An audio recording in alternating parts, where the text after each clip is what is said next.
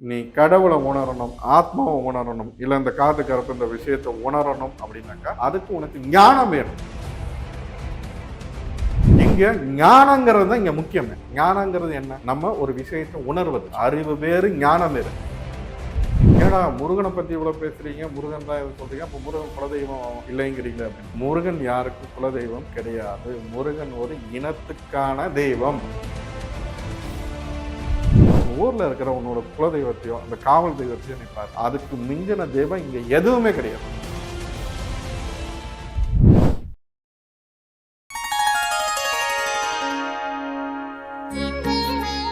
Sri Varahi TV நேயர்கள் அனைவருக்கும் வணக்கம். நான் உங்க ஜித்து. இன்னைக்கு நம்ம கூட இருக்கக்கூடிய ஸ்பெஷல் கெஸ்ட் யாருன்னா வாராகி சித்தர் இருக்காரு. வணக்கம் சார். ஆன்மீக நாடு அனைத்து நண்பர்களுக்கும் வராங்க ஆசைப்படுறது மட்டும் வணக்கம். எப்படி இருக்கீங்க சார்? நல்லா இருக்கு. சந்தோஷம் சார். சார், எனக்கு ஒரு சந்தேகம் இருக்கு. முன்னோர் வழிபாடுன்னு இருக்கு, அது வழிபடுறது சிறந்ததாங்க சார், இல்ல குலதெய்வ வழிபாடு வழிபடுறது சிறந்ததா? நான் நினைக்கிறேன் ரெண்டும் ஒண்ணுதான் நான் நினைக்கிறேன். அது எப்படிங்க சார்? அதை பத்தி ஒரு புரிதல் கொடுக்க முடியுமா? இப்போ முன்னோர் வழிபாடு சிறந்ததா, குலதெய்வ வழிபாடு சிறந்ததா அப்படிங்கிற அந்த ஒரு கேள்வி நீங்க இப்போ முன் வச்சிருக்கீங்க. இப்போ என்னைய ஃபாலோ பண்ற டிவோட்டிஸ்களுக்கு அந்த எந்த வழிபாடு சிறந்ததுங்கிறது நான் தெளிவா சொல்லியிருப்பேன். அவங்க என்னோட ஸ்டேட்டஸ் பார்க்குறவங்களுக்கு எல்லாருக்குமே தெரியும்.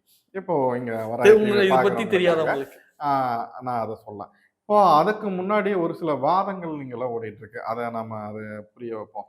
என்னன்னா, நம்ம அந்த இப்ப இன்னைக்கு இன்னைக்கு சமுதாயத்துல காட்டு மிராண்டித்தனமும் நிறைய இன்னைக்கு கொடுமைகளும் நிறைய சாமானிய மக்களாக இருந்தாலும் சரி எல்லாருமே அனுபவிக்கிறதுக்கு உண்டான சூழ்நிலைச்சு. இன்னைக்கு ஒரு கட்டுக்கடங்காத ஒரு எந்த ஒரு கட்டுப்பாடு இல்லாத இன்னைக்கு ஒரு அந்த நடைமுறை இதில் நம்ம வாழ்ந்துகிட்டு இருக்கோம். இப்போ அப்படிதான் போயிட்டு இருக்கு.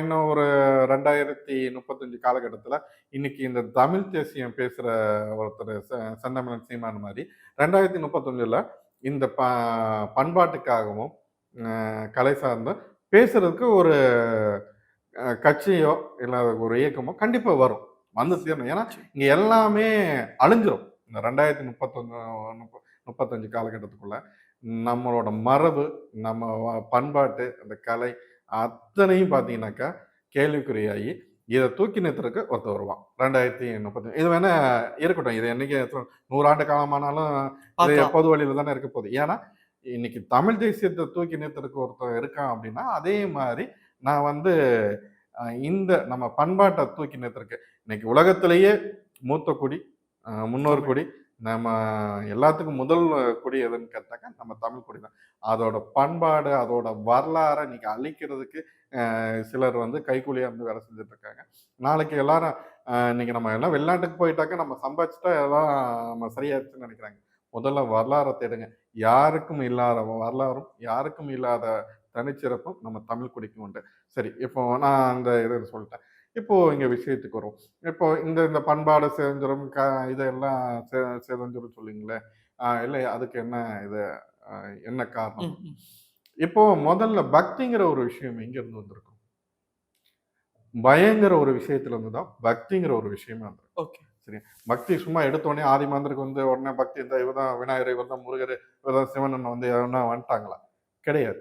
பக்திங்கிறது ஒரு விஷயம் வந்து பயங்கர ஒரு விஷயத்துல தான். அவன் அன்னைக்கு பகலுங்கிறது அவனுக்கு ஒரு தெய்வம், அவனுக்கு ஒரு பெரிய இரவுங்கிறது அவனுக்கு ஒரு பயத்தை கொடுத்தது, அவனுக்கு ஒரு நரக வாழ்க்கை கொடுத்தது.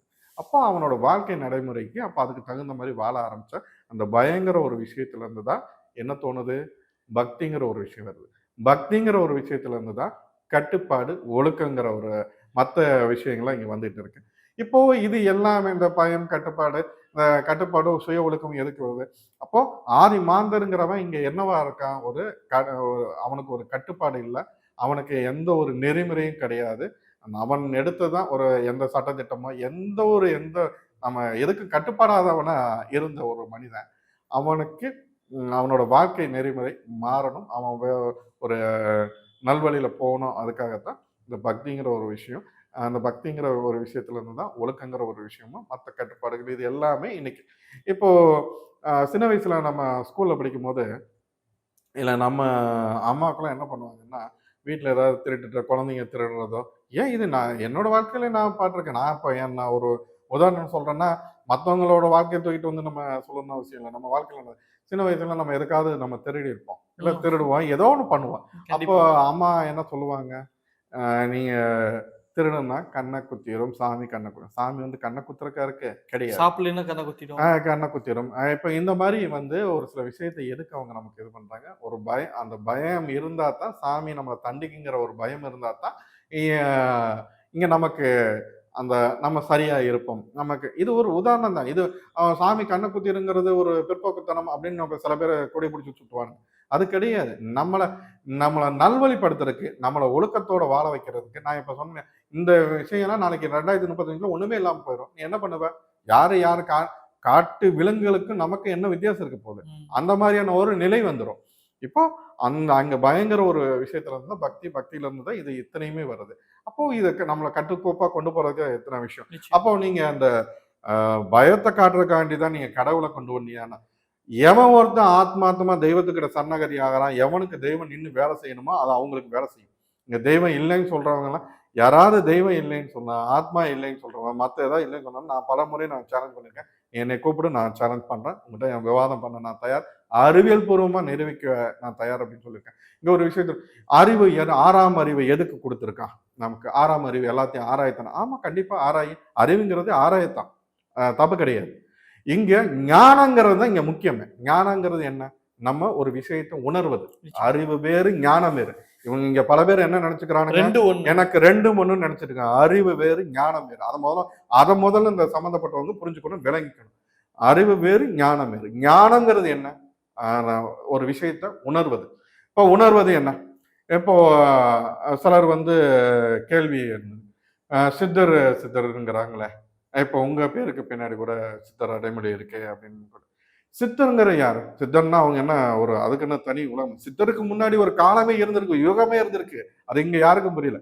சித்தருங்கிற யாரு? இப்ப நான் ஞானம்னு சொன்னேன் இல்லையா? ஞானத்தை தேடுபவன், ஞானத்தை அடைந்தவன் தான் சித்தர். இப்போ சித்தர்கள் யாரை நோக்கி இருந்தாங்க? சிவன் சிவன் சிவன். சித்தன் வந்து சிவனை நோக்கி தவம் அல்ல. அந்த ஒரு ஜீவன்கிறது தான் ஆத்மா. தன்னை எவன் ஒருவன் அறிகிறானோ, தன்னை யார் ஒருத்தன் உணர்கிறானோ தான் தான் கடவுள். இப்போ உங்களுக்கு நீங்க தான் கடவுள், எனக்கு நான் தான் கடவுள். இதுதான். இதை உணர்ற வரைக்கும், அதாவது அந்த நிலையை அடையிற வரைக்கும், ஞானத்தை அடையிற வரைக்கும் அவன் தான் அந்த ஞானத்தை தேடி போறவன், ஞானத்தை அடைந்தவன், ஞானத்தை உணர்ந்தவன், அவன் தான் அந்த சித்தன் என்கிறவன். இப்போ இந்த இதுக்கான அந்த புரிதலுக்காக நான் அதை சொன்னேன். பல பேருக்கு இந்த இது இருக்கு இல்லையா? இது சார்ந்து இருக்கும். இப்போ இந்த அறிவியலுக்கும் இதுக்குமான தொடர்பை நான் சொல்றேன். இப்போ நீங்க பலர் கேட்பாங்களே, உணர முடியுமான்னு. நீ கடவுளை உணரணும், ஆத்மாவை உணரணும், இல்லை இந்த காத்து கருப்பு இந்த விஷயத்தை உணரணும் அப்படின்னாக்கா அதுக்கு உனக்கு ஞானம் வேணும். ஞானம் இல்லாம அறிவை மட்டும் தூக்கிட்டு எனக்கு இது தப்பு, இது சரியில்லை. இங்க சில பேர் வந்து விதண்டாவாதம் பேசுறேன்னு ஒரு சில பேர் இருப்பானுங்க. என்ன பண்ணுவான்னா, இல்ல தப்பு சரியில்லை. நீங்க எங்கேயாவது ஒரு சில கிராமத்துல ஏதாவது ஃபங்க்ஷன் வைக்கும்போது என்ன சொன்னாங்கன்னா, தப்பு, இது செய்யக்கூடாது, இது முடியாது, எனக்கு இதுதான் வேணும் அப்படின்னா ஏதாவது விதண்டவாதம். இப்போ அவங்களோட பிறப்பே அப்படிதான் இருக்கும். விதண்டவாதம் பேசணும்னே வாதத்துக்கு மருந்து இருக்கு, விதண்டவாதத்துக்கு மருந்து இல்லை. சரி, அதை விட்டலாம். இதுதான் விஷயம். இந்த ஒரு சில விஷயத்த இங்க புரிஞ்சுக்குங்க. இப்போ நம்ம வந்து இப்போ முன்னோர் வழிபாடு, இது டாபிக் அப்படியே இழுத்துட்டு ரொம்ப பெருசா இருக்கும். என்ன வரலாறு நம்ம சொல்லித்தான் ஆகணும். இப்போ குலதெய்வ வழிபாடு நம்ம சிறந்தது அப்படின்னு. இங்க தெய்வ வழிபாடு எங்க இருந்து வந்திருக்குங்கிறீங்க? முதல்ல இந்த பயத்துல இருந்துதான் அவன் முதல்ல அங்க இருந்து தான் வருது. பஞ்சபூதம் அவனுக்கு ஒரு இது தேவைப்பட்டது, அங்க இருந்து தான் வருது. இப்போ தன்னோட கூட வாழ்ந்த விலங்குகளுக்கு அவன் அந்த அளவுக்கு இது கொடுத்தான். பஞ்சபூதங்களை தான் வணங்க ஆரம்பிப்பான். இன்னைக்கும் அந்த பழைய கால மனிதர்கள் ஒரு 60 காலகட்டத்தில் பிறந்தவர்கள், 50 காலகட்டத்தில் பிறந்தவங்க, இன்னைக்கும் அவங்க என்னன்னா முதல்ல எந்திரிச்சு மேல போய் மொட்டை மாடியில சூரிய நமஸ்காரம் தான் செய்வாங்க. உண்மை அதுதான். இன்னைக்கு சூரியன் தான் மெயினான, சூரியன் சந்திரன் வச்சு தான் இன்னைக்கு அனைத்து கோள்களுமே இயங்குது. அது வேற நிச்சயமா. சூரியன் தான் மெயினான பிரதான தெய்வம். இங்க எல்லாரும் என்ன நினைச்சுக்கிறாங்க, சூரியன் தான் மிகப்பெரிய பஞ்சபூதங்கள்ல நம்ம ஒரு மெயினான இது. அதை விட இந்த தமிழ் சமயம் வந்து தமிழ் குடியாக்க மிகப்பெரிய பஞ்சபூதங்கள் மெயினான ஒரு விஷயம் என்னன்னா நீர் தான். இங்க அதுதான் முதல்ல ஆதிமாந்தர்கள் இல்ல சத்தியம் வாங்கும்போது எதுல சத்தியம் வாங்குவாங்கன்னா நீர்ல தான் சத்தியம் வாங்குவாங்க. அதுதான் உண்மை. அது அந்த அளவுக்கு பவர்ஃபுல்லானது. இந்த உலகத்துல இந்த அண்டத்துக்கு மெயின் எல்லாத்துக்கும் மூல காரணம் எதுன்னா நீர் தான். எல்லாத்தையும் நீங்க மனிதனால தயாரிக்க முடியும், நீர் தயாரிக்கிறதுக்கு. இங்க வேலையே கிடையாது. நிச்சயமா, நிச்சயமா. இப்போ இப்படி இருக்க காலகட்டத்துல அவனோட வழிபாடுங்கிறது எங்க இருந்து வருது அப்படின்னாக்கா, தன் கூட வாழ்ந்து இறந்த விலங்குகளுக்கு மரியாதை செலுத்தணும். இல்ல அத கொண்டே அடக்கம் செய்றான்.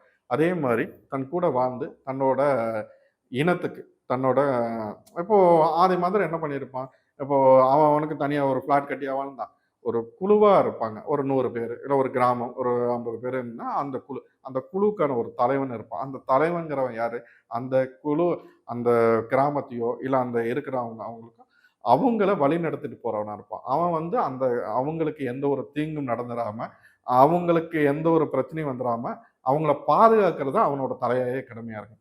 இப்ப இவர் வந்து ஒண்ணு இந்த இந்த இவர்களுக்காக இவர நம்பி இருக்கிற கூட்டத்துக்காக தன்னை தியாகம் பண்ணியிருப்பாரு. இல்ல தன்னோட உயிர தியாகம் பண்ணி எதையும் துச்சமா மதிச்சு அந்த இனத்துக்காக வாழ்ந்திருப்பாரு. இவ இவர என்ன பண்றாங்க அப்படின்னாக்க, இந்த சம்பந்தப்பட்ட நபர கொண்டு போய் வச்சு, அவங்க நல்லடக்கம் செஞ்சதுக்கப்புறம், அவர வந்து வழிபா அதாவது நம்மளோட ஆதி வழிபாடுங்கிறதே இந்த முன்னோர் வழிபாடு தான். கண்டிப்பா. இங்க கோயில்ல போய் நம்ம அர்ச்சனை பண்றது, சாமி பேர்ல அர்ச்சனை பண்றது, அந்த வழிபாடுங்கிறதே கிடையாது. நம்மளோட முன்னோர் வழிபாடு தான் இங்க. அதுல பார்த்தீங்கன்னாக்கா, நடுக்கல் வழிபாட இங்க நம்ம தமிழ்ல அ அ சமயம் தான் கொண்டு வந்தது. நடுக்கல் வழிபாடுங்கிறது அங்கிருந்து தான் வருது.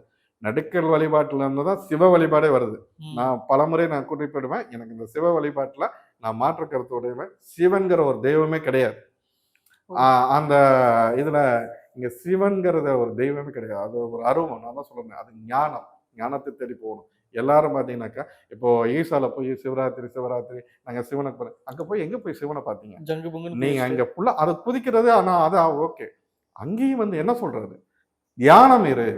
தியானத்த நீ கடவுள நோக்கி தியானம் இரு. உன் சிந்தனைய நிறுத்து அப்படின்னு சொல்றாப்ல. இங்க இதுதான் விஷயம். இங்க சிவன்ங்கிறது எங்க கிடையாது. அங்க வந்து நம்மோட ஞானத்த உணரணும். நம்ம ஒரு சில விஷயத்த நம்ம யாருங்கிறத உணரணும். நம்மளோட ஆன்மாவ உணரணும். அதுதான் தியானத்துல தான் அத கொண்டு வர முடியும். அதுதான் இது.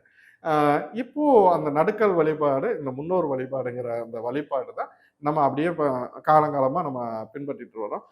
கிராமப்புறங்கள்ல இன்னைக்கும் பொங்கலுக்கு முன்னாடி கன்னி தெய்வ வழிபாடு, ம். முன்னோர் வழிபாடுங்கிறது இன்னைக்கும் கடைபிடிச்சிட்டு இருக்காங்க. ஏன்னா, அந்த பொங்கலுக்கு முன்னாடி என்ன பண்ணுவாங்கன்னா, அவங்களுக்கு படையலிட்டு, நம்ம முன்னோர்களுக்காக படையலிட்டு சாமி கும்பிடுவாங்க. இது இந்த வழக்கங்கிறது வாழையடி வாழையா இருக்கு. இன்னைக்கு மறைஞ்சுகிட்டு இருக்கு. கொஞ்சம் கொஞ்சமா மறைஞ்சுகிட்டு இருக்கு. அ இந்த நான் இங்க இங்க தெய்வத்தோட வழிபாட்டுக்கு வந்துர்றேன். இப்ப நான் சொன்னேன் இல்லையா, இப்போ முருகன் வந்து இன்னைக்கு வந்து ஒரு நம்ம தமிழ் குடிக்கான குறிஞ்சி நிலத்தின் அதிபதி. இப்போ முருகன் வந்து சில பேர் வந்து குலதெய்வம், குலதெய்வம் அப்படின்னு சொல்லிட்டு இருக்காங்க.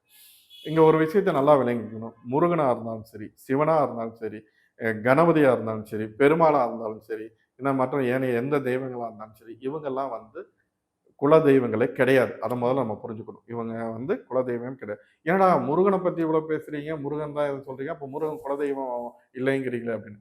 முருகன் யாருக்கும் குலதெய்வம் கிடையாது. முருகன் ஒரு இனத்துக்கான தெய்வம். தெய்வம். ஒரு தலைவன் அவ்வளவுதான். அவன் இனத்துக்கான ஒரு தலைவன்.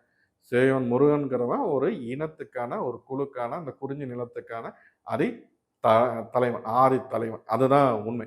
அப்ப நம்மளோட வழிபாடுங்கிறது என்ன? முன்னோர் வழிபாடு. இப்போ நம்ம முன்னோர் யாரு? முருகன், சேவன். இப்ப இவங்களுக்கான அந்த மரியாதை செலுத்துறது இதெல்லாம் ஓகே. நம்மளோட ஆ வழிபாடுங்கிறதே முன்னோர் வழிபாடு தான். இப்போ குலதெய்வம் யாரு? நான் இப்போ பலமுறை நான் உங்கட்ட இந்த விஷயத்த நான் பேசிட்டு இருக்கோம். நம்ம குடும்பத்துக்காக, நம்ம இனத்துக்காக வாழ்ந்து மறைந்த யார் ஒருத்தரோ தன்னை தியாகம் செய்தவன் அவங்கள தான் குலதெய்வமா கும்பிடுறோம். இப்ப காளி இருக்கு. ம். காளி அண்ணன் இருக்காங்க. காளிங்கிற தெய்வம் யாரு?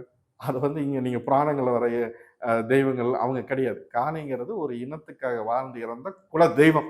முன்னோர்.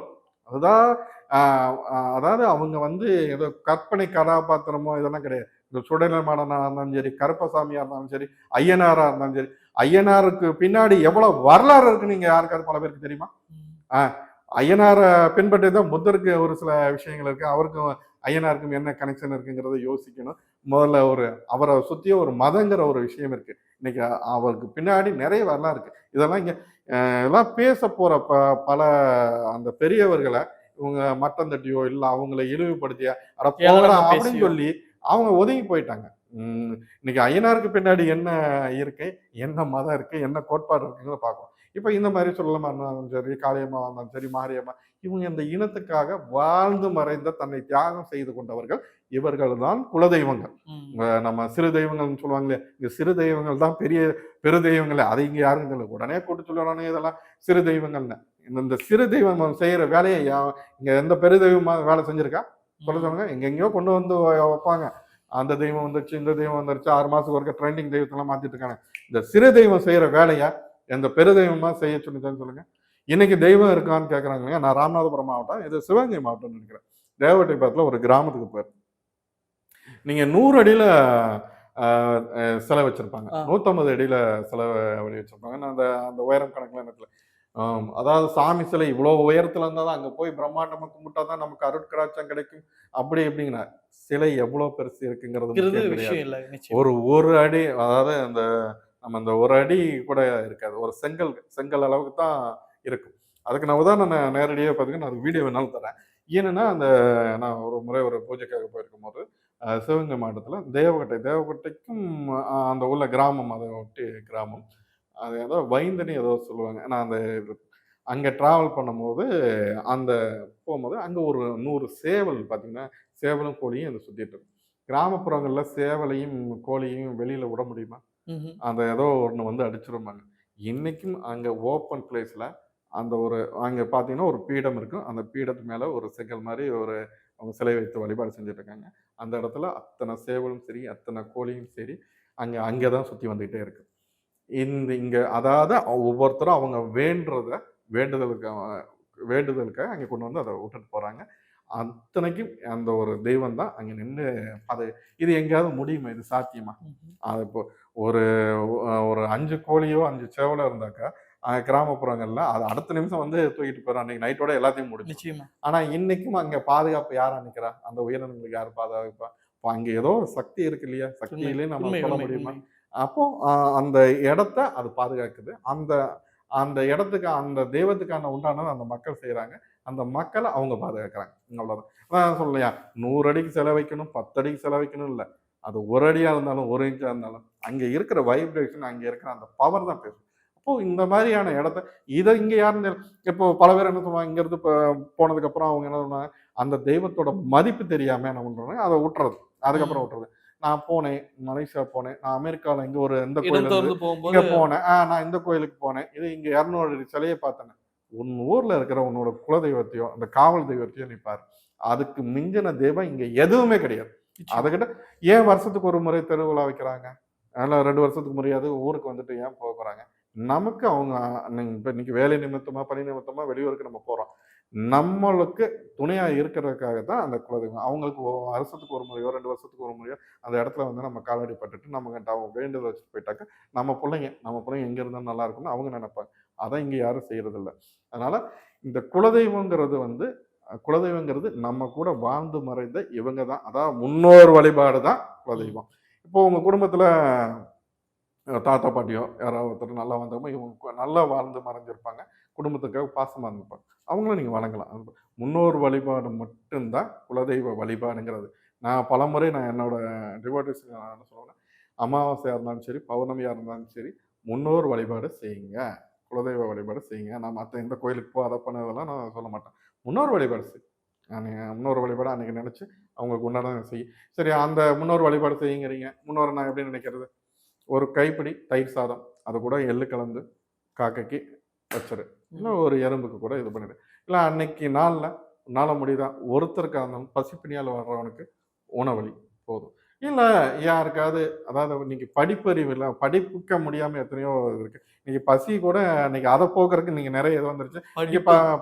படிப்பு நம்ம காலத்துக்கு தகுந்த மாதிரி மாறிக்கு. ஒரு படிப்பு அறிவுங்கிறது இந்த உலகத்துல அழிக்க முடியாத ஒண்ணு. அந்த அதை கஷ்டப்படுற எத்தனையோ குழந்தைங்க இன்னைக்கு கஷ்டப்படுது. அவங்கள ஒருத்தரையாவது படிக்க வைங்க. உங்களால முடிஞ்சது நீங்க பண்ணுங்க. அவங்களுக்கு உண்டானதை பண்ணி கொடுங்க. இது போதும் உங்களோட கர்மா குறையறதுக்கு ஒரு சரியா இது. இந்த குலதெய்வ வழிபாடா முன்னோர் வழிபாடு, குலதெய்வ வழிபாடும் ஒண்ணுதான், முன்னோர் வழிபாடும் ஒண்ணுதான். அதை முதல்ல புரிஞ்சுக்கணும், அதை முதல்ல விளங்கிக்கணும். நம்ம அதை விட்டுட்டு எங்கெங்கோ இக்கரைக்கு அக்கறை பச்சையா தான் தெரியும். அதுக்கப்புறம் அங்க போய் பார்த்தா தான் ஐயோ நம்ம இடமே பெஸ்டா இருக்குமோன்னு. நான் அந்த உலகத்துல எங்க வேணாலும் நான் போயிட்டு வந்திருக்கேன். உலகத்துல பல இது போயிருக்கேன். ஆனா நம்ம தமிழ்நாடு மாதிரி எங்கேயுமே கிடையாது. நிச்சயம் இங்க இருக்கிற ஒரு இது எங்கேயுமே கிடையாது. அமெரிக்காவா இருந்தாலும் சரி, ஆஸ்திரேலியா எந்த கண்ட்ரியா இருந்தாலும் இங்க இருக்கிற நம்ம தமிழ்நாட்டோட இது மண்ணோட அந்த இது வேற எங்கேயும் இருக்காது. அதனால நம்ம மண்ணுக்கு, மண் சார்ந்த தெய்வங்களுக்கு மரியாதை செலுத்து. உன்னோட வாழ்க்கை நல்லா இருக்கும். கண்டிப்பா. இந்த வீடியோ பார்க்கறது மூலியமா எந்த கடவுள வழிபடலான்றத ஒரு குழப்பத்துல இருக்கவங்களுக்கு ஒரு தெளிவு இருக்கும்னு நினைக்கிறேன். இதுதான். அப்ப இத புரிஞ்சுக்கணும். இத விட்டுட்டு நம்ம கண்டதையும் தேடி ஓடி, அப்புறம் எனக்கு கஷ்டம் தீரல அப்படின்னு சொல்றது வேஸ்ட். உன்னோட இனத்துக்கான, உன்னோட குலத்துக்கான தெய்வத்த தேடிப்போ. அது எங்க அந்த குலதெய்வம் தெரியலனா இல்ல. எல்லாம் கிராமப்புறங்கள்ல தான் இருக்கும். நீங்க நகர்ப்புறமே கிராமப்புறங்கள்ல இருந்து தானே நகர்ப்புறங்களாச்சு. கண்டிப்பா எங்கேயாவது ஒரு பக்கம் அந்த குலதெய்வம் இருக்கும். அதை நீ தேடி அவங்க காலடியில சரணாகதியாக உன் வாழ்க்கை மேலும் மேலும் உயரும். கண்டிப்பா சார். தெளிவான விளக்கம் கொடுத்ததுக்கு நன்றி. நன்றி.